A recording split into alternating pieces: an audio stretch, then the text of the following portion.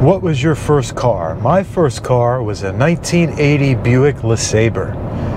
Big car. I feel like the SUV of today is the minivan of the 1980s. Everybody has one or two of them.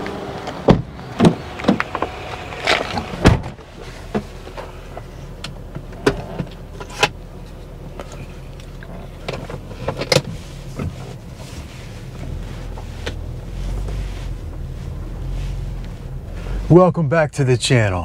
How's everybody doing today? Your first vehicle should be a sedan. Everybody's driving SUVs. I mean, SUVs are everywhere. Everybody has an SUV, right? Get a sedan for your first vehicle. They're better all around. I mean, unless you already have a big family, you don't need anything more than a sedan. You want the four doors, you want ease of access, you want some space, you want a good trunk. And also with a sedan's going to be lighter weight. You're going to get better gas mileage. I mean, I don't know about you guys, and maybe this is a bit of a rant, but I am just sick of all the SUVs on the road. There are way too many. Not everybody needs an SUV or a giant truck. And I like trucks, I like SUVs, but if you're not going to use it for what it's intended to, what's the purpose? I'm probably a little biased because I'm a Gen Xer. I was born in '78, so I'm late Gen X, or what they call a Zennial, early millennial. And so we grew up with sedans and station wagons, actually. We grew up with cars left over from the Malaise era. You know, those 70s cars and 80s cars that were really slow and underpowered, and lots of big sedans, economy cars. The Japanese cars were starting to come in and become popular, and they really worked. They did their job really well. They got you from point A to point B without costing an arm and a leg. I feel like the SUV of today is the minivan of the 1980s. Everybody has one or two of them. For your first car, you want something reliable that's going to get you from point A to point B. You don't need anything expensive. For your first car, you want something reliable, dependable. You want it to look good, and by look good, I mean clean. Something you can take care of, wax, polish the paint, you know, make it look good. Because presentation, in some ways, is more important than the brand. I mean, it leaves a good impression if your car is clean, regardless of what kind of car you have. So whether you have a $10,000 car or a $500,000 car, you should take care of it, keep it clean. I mean, it goes a long way. It shows that you care about yourself and your belongings, and you have a certain amount of respect for yourself. Like this car's 20 years old.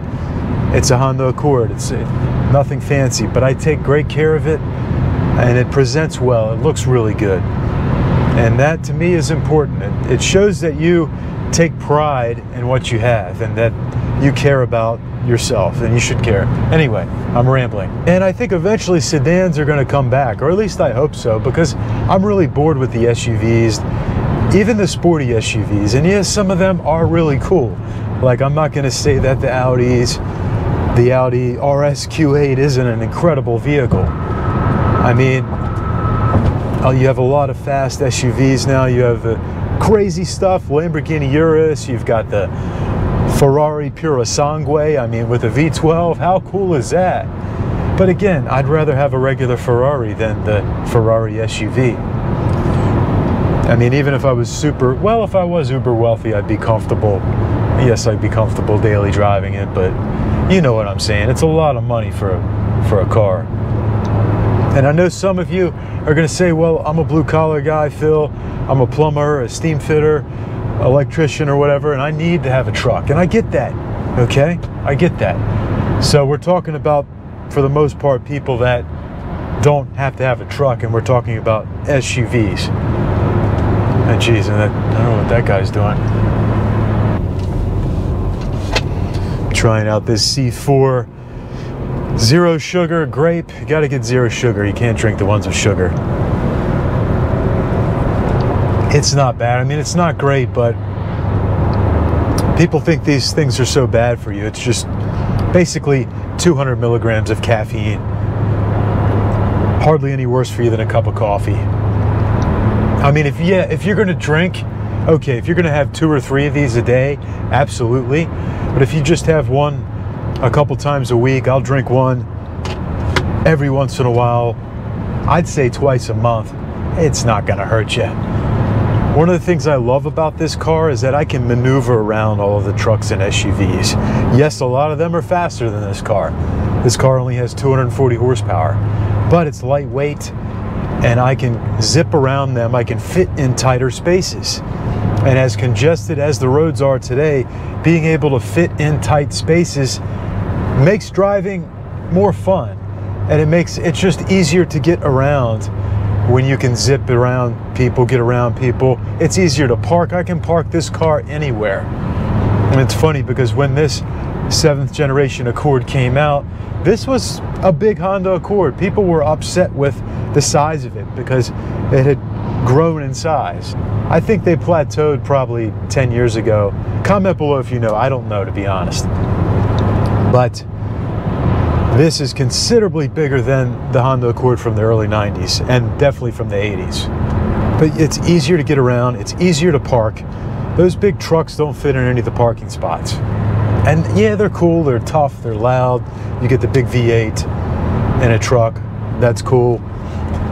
And an SUV, same thing. SUVs to me are just grocery getters, family cars. I mean, you could say this, yes, you could say the same thing about this. This is like a grandma car. But I'm just sick. I'm just sick of seeing SUVs everywhere. Would I drive one? Absolutely, of course.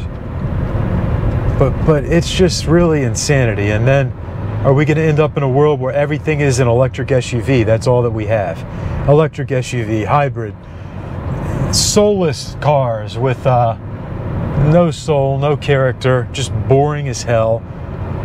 They might be fast, but you don't have the emotion. It's not the same. I will say this, I'm trying to be more open to the electric vehicles. I really am. I don't like the way they look. Like I can't stand the way the Teslas look. Well, not all of them. I like the Lucid. I think the Lucid is a handsome car. I really do. And I like the Porsche Taycan. I mean, it's a Porsche. I mean, it's hard not to like it for what it is. But 99 times out of 100, I'm going to choose. If I was going to spend that much money on a car, I'm getting the gas version. I'm getting the 911, or I would get the Panamera or the Cayenne. Driving through downtown La Plata, which I haven't been. Interesting, La Plata. It's La Plata, not La Plata. It's spelled La Plata, but everyone in Southern Maryland calls it La Plata. So it's La Plata. I've had so many people try to correct me from out of town, but it's kind of like Houston Street in New York City. It's spelled like Houston, but it's not Houston Street, it's Houston Street. At least I'm pretty sure it's spelled like Houston. Anyway, I know that that's Houston, and I know that La Plata is La Plata and not La Plata.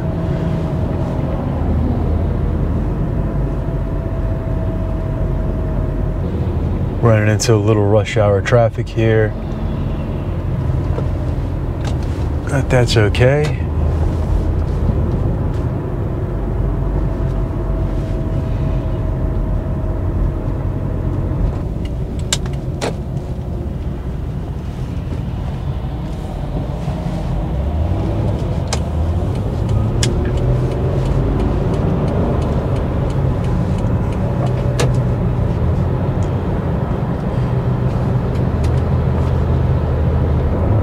What was your first car? My first car was a 1980 Buick LeSabre.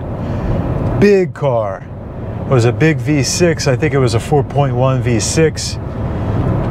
And it was kind of beat up. It was my grandmother's car. And then my parents took over it when she passed away. And then it was my car when I turned 16. So I had, in 1995, I had a 1980 Buick LeSabre. Hated that car, but I'm so glad that I had it for a first car, because it was big, it was awkward, it was one of those, you know, tanks from the 70s and 80s. Huge car, helped me become a better driver. But man, I was embarrassed to drive that thing. Now looking back on it, I'm glad I had it for a first car. My dad was smart. I was a dumbass, in and out of trouble all the time. The last thing I needed was a nice car when I was 16 years old, 17 years old. Anyway, guys, thanks for watching. Like and subscribe. What do you think your first vehicle should be? Should it be a sedan? Should it be a sports car? Or should it be a truck or an SUV? What do you think? Comment below. Like and subscribe, and thanks for watching. We'll see you next time.